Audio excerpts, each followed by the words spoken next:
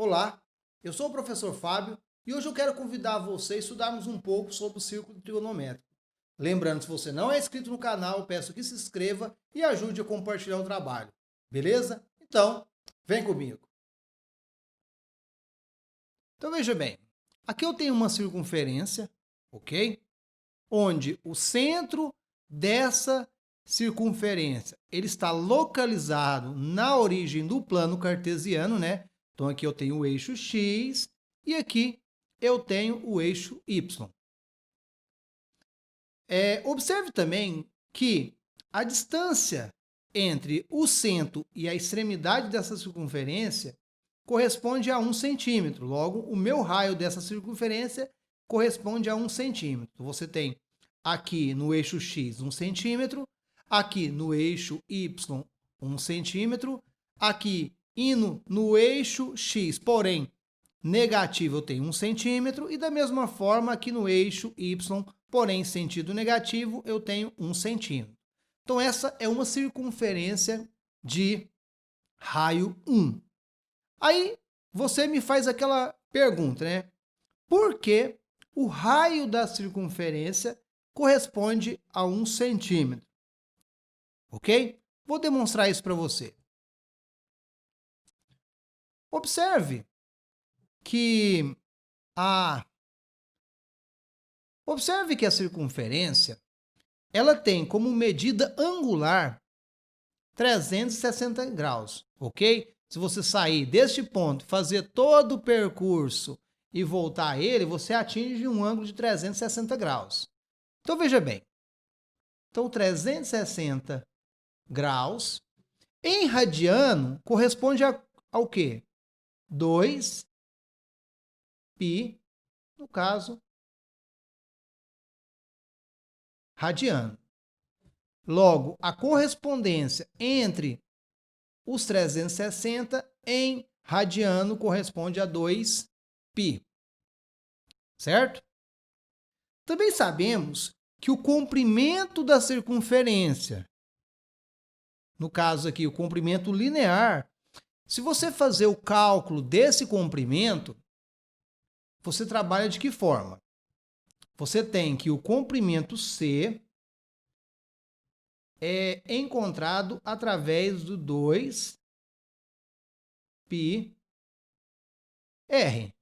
correto? E se temos o nosso raio correspondendo a 1 centímetro, se você realizar esse cálculo aqui, a sua circunferência vai dar o quê? 2 π, que multiplica o raio 1, finalizando a medida linear da circunferência como sendo o quê? 2 π, correto? E como a nossa circunferência em medida angular tem 360 graus e correspondendo a 2 π radiano, logo, quando tomamos o nosso raio como 1 centímetro, temos a medida da circunferência linear semelhante à medida angular dessa circunferência. Logo, qualquer arco formado aqui, a sua medida angular vai corresponder à sua medida linear. Ok? Então, essa é a demonstração do motivo por qual esse raio dessa circunferência corresponde a 1 centímetro. É a melhor opção que temos, ok? Se observarmos, o plano cartesiano ele faz uma divisão nessa circunferência em 4 partes, onde essa parte aqui vai ser considerada como sendo o meu primeiro quadrante, essa parte aqui vai ser considerada o segundo quadrante, neste local aqui, o meu terceiro quadrante e aqui o meu quarto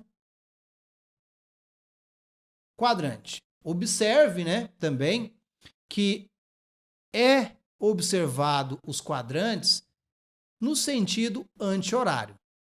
Logo, tomando esse ponto como sendo a origem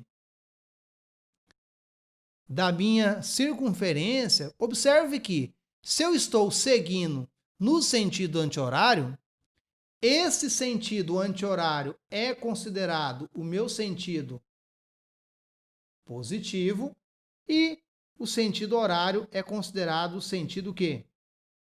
Negativo. Se eu tenho este ponto como sendo a minha origem, a angulação dele corresponde a quanto? 0 graus. E se eu associar esse valor em radiano, eu tenho 0 radiano. Ok? Eu posso omitir essa unidade.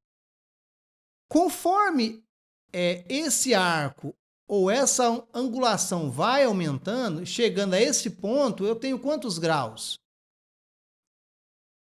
90 graus ou associado a π sobre 2. Ok?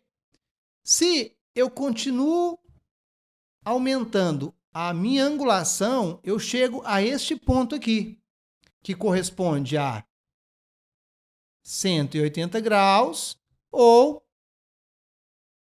associado a um valor π. Continuando, eu sei que deste ponto até este ponto eu tenho 90 graus. Logo, deste ponto até este ponto também tenho mais 90 graus. 180 mais 90 dá quantos? 270 graus associados a 3 π sobre 2 radiano. Lembrando que a volta completa na circunferência, eu tenho quantos graus?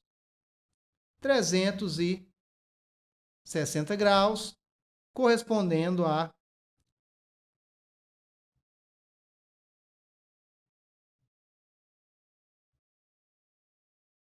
2 π rad.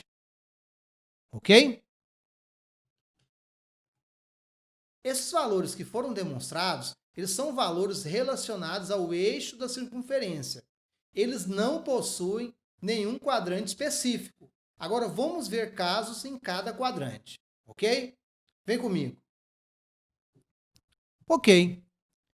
Esses valores que foram definidos, em nosso estudo, é muito importante você entender esses valores e sua relação grau-radiano, ok? Agora, veja bem, suponha que eu vou nesse sentido aqui, anti-horário, e caminho até um certo ponto qualquer. Por exemplo, o arco formado da origem até este ponto aqui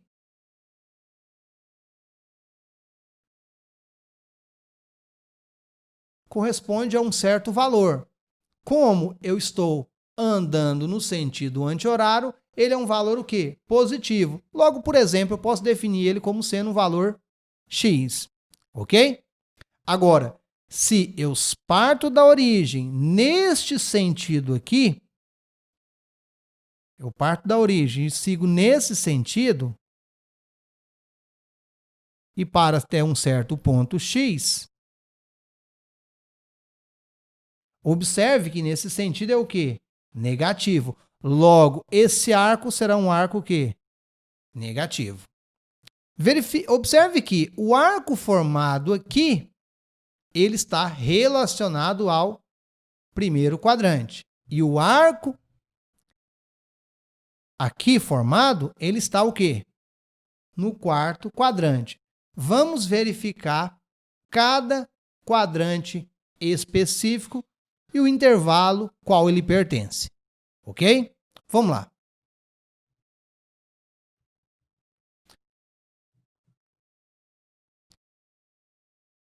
Veja bem, eu estou tomando esse meu arco X e observe que esse arco partindo da origem no sentido anti-horário, ele pertence a qual quadrante? O primeiro quadrante. Logo, x pertence ao primeiro quadrante, tal que esse x pertence a um intervalo 0 radiando e π sobre 2.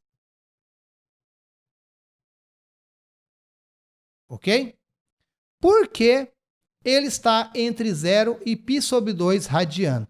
Porque ele está no primeiro quadrante. O limite dele é 0 a π sobre 2, ou 0 grau e 90 graus. Ok? Agora observe. O meu arco, ele saiu da origem, parou neste ponto que eu também defini como sendo o ponto X. Se ele está nessa localização, ele está no segundo quadrante. Logo, X pertence ao segundo quadrante, tal que X pertence a π sobre 2 e π. Ok? Sempre você tem que observar o intervalo onde o seu arco é formado. Agora, veja, eu saí da origem, fiz todo esse percurso, parei neste local. Aqui eu estou em qual quadrante? Terceiro quadrante. Logo, esse arco X pertence ao terceiro quadrante, tal que o arco X pertence aos intervalos π e 3π sobre 2. Ok? Então, sempre é necessário vocês entender qual é o intervalo de cada arco. Agora veja, eu saí da origem, fiz todo esse percurso, parando neste ponto aqui no ponto X. Qual quadrante eu estou agora? No quarto quadrante, sempre tomando sentido anti-horário. Primeiro, segundo, terceiro, quarto. Onde esse arco X pertence ao quarto quadrante, tal que o arco X está presente no intervalo 3π sobre 2 e 2π. Então, aqui eu tenho cada quadrante específico e seu intervalo conforme o local onde o arco é gerado. É muito importante você entender o conceito relacionado à circunferência trigonométrica, porque posteriormente vamos trabalhar situações envolvendo cada quadrante específico, beleza? Antes de tudo, eu convido você a se inscrever no canal, deixar o seu comentário, o seu salve, e caso isso te ajudou, ajude a compartilhar pra gente aí, beleza? Valeu, muito obrigado pela sua companhia, e logo mais estou aí para poder te ajudar, beleza? Deixa eu ir nessa aí, galera, valeu, fui!